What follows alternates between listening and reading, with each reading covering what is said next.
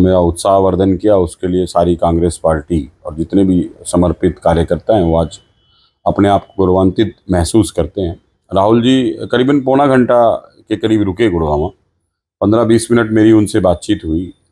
तो बातचीत का जो मेन मुद्दा तो यही था कि हरियाणा में जो सरकार जो आ रही थी वो सरकार आते आते कैसे चली गई।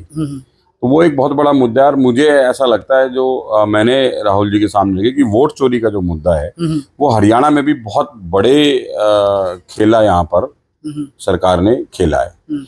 तो हम जितनी भी विधानसभाओं का जो तथ्य है सारा का सारा वो हम राहुल जी को बहुत जल्दी देंगे और मुझे ऐसा लगता है कि राहुल जी बहुत जल्दी हरियाणा के ऊपर भी जो वोट चोरी का जो मुद्दा है उसको जनता के सामने रखने का काम करेंगे, क्योंकि हरियाणा में जनता बीजेपी के शासन से बिल्कुल त्रस्त थी। इनका जो कुशासन था, इनकी जो कुनीतियां थी और जिस तरीके से बीजेपी ने पूरे शहर को, पूरे हरियाणा को भ्रष्टाचार का अड्डा बना रखा था। जो सुशासन और स्वच्छता की बात करते थे, अगर स्वच्छता की बात करें तो आप गुड़गांव में सारा दिन देखते हैं क्या हाल है, और अगर सुशासन की बात करें तो आज घूसखोरी किस लेवल पर है।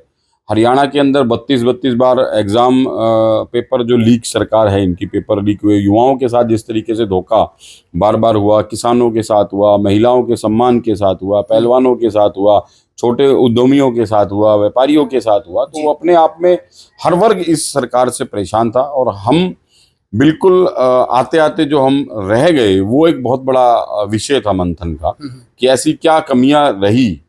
तो उस बारे में थोड़ी सी चर्चा हुई और मुझे ऐसा लगता है कि राहुल जी की जो सोच है, उनका जो विज़न है, वो एक बहुत दूरदर्शी नेता होने का दिखता है।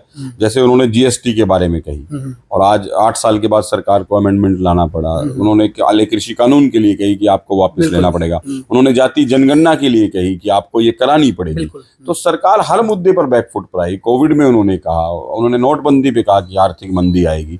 मतलब मुझे ऐसा लगता है कि इतना बड़ा लीडर, जिसको भारतीय जनता पार्टी की एक सोशल मीडिया की टीम द्वारा जिनको बार बार गिराने का काम किया, लेकिन उनकी हर एक बात आज देश का और प्रदेश का हर व्यक्ति जानता है कि राहुल जी ने जो बात कही थी वो चाहे 1 साल लगा चाहे 8 साल लगे, लेकिन वो कहते हैं ना कि जी सच्चाई जो होती है वो ज्यादा दिन तक छुप नहीं सकती। तो वो सबके सामने है और मुझे ऐसा लगता है कि देश में और प्रदेश में बहुत जल्दी परिवर्तन होने का हो।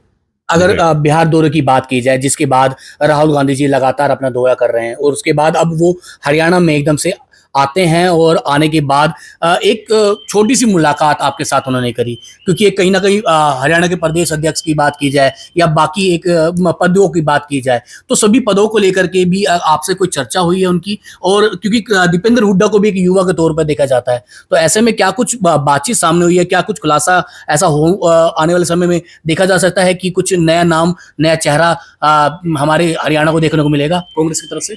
देखिए, पीसीसी और सीएलपी के लिए जब मैंने उनसे पूछा तो उन्होंने सिर्फ इतना ही कहा कि बहुत जल्द हम पीसीसी और सीएलपी डिक्लेयर कर देंगे। तो ज़्यादा मुझे लगता नहीं कि ज़्यादा समय है, क्योंकि राहुल जी ने जब संगठन की बात करी थी और 1 महीने 1.5 महीने का जो टाइम था, उस 1 महीने के अंदर संगठन भी बनकर तैयार हो गया, जो पिछले 11 साल में नहीं हुआ था। तो पीसीसी और सीएलपी भी मुझे नहीं लगता अब ज़्यादा दिन लंबी बात है, बहुत जल्दी हो सकता है, आजकल में भी डिक्लेयर हो जाए। तो और जहाँ तक बात युवा चेहरे की है, तो राहुल जी का फोकस है कि युवाओं को ज़्यादा से ज़्यादा राजनीति में भागीदारी दी जाए।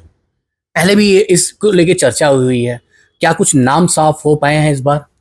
नहीं, ऐसा मुलाकात में, बातचीत में राहुल जी से? नहीं, देखो बातचीत में ऐसा कुछ नहीं। और मैं अपने हवाले से, क्योंकि मेरा वो पार्टी दायित्व ना मेरा लेवल है, वो राहुल जी ही क्लियर करेंगे और बहुत जल्द क्लियर कर देंगे। मतलब ज़्यादा लंबा समय नहीं है। एक अलग सवाल कि राहुल जी का एक बड़ा देखा जाता है कि कई बार वो ना बिना सिक्योरिटी, बिना अपने इंक्रीमेंट्स के या बिना सिक्योरिटी के साथ की अगर बात की जाए तो वो कहीं भी निकल जाते हैं। अपने युवाओं की बात की जाए या अपने किसी भी साथियों से मिलने, अपने कार्यकर्ताओं से मिलने पहुंच जाते हैं। इस बार गुरुग्राम आए थे, क्या कहना चाहेंगे?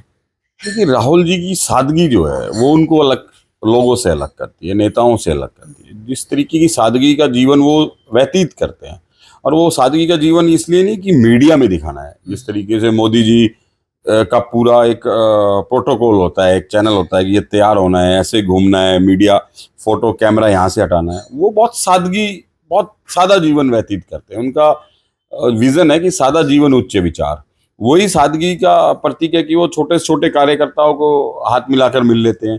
और इतने बड़े लीडर होने के बाद मैं कह रहा हूँ जिस तरीके से वो लोगों की बात सुनते हैं, मतलब एक बात को जितनी गंभीरता से सुनते हैं, वो हमारे लिए भी एक अपना मंथन का विषय है कि कई बार हम भी लोगों की बात सुनते हैं तो हमें भी लगता है कि ठीक है यार चलो कोई नहीं।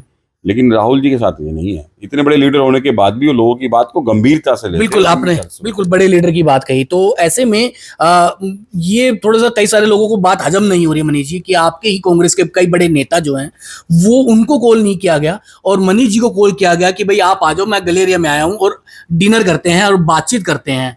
तो ऐसे में कई बड़े नेताओं के पेट में भी, जो कांग्रेस के हैं उनके पेट में भी दर्द हो रहा है कि भाई आप ही को क्यों उन्होंने बुलाया, बाकी नेताओं को क्यों नहीं किसी को फोन कॉल किया, क्योंकि गुरुग्राम सिटी में सभी नेता जो हैं बड़े बड़े कांग्रेस के वो यहाँ पर रहते हैं।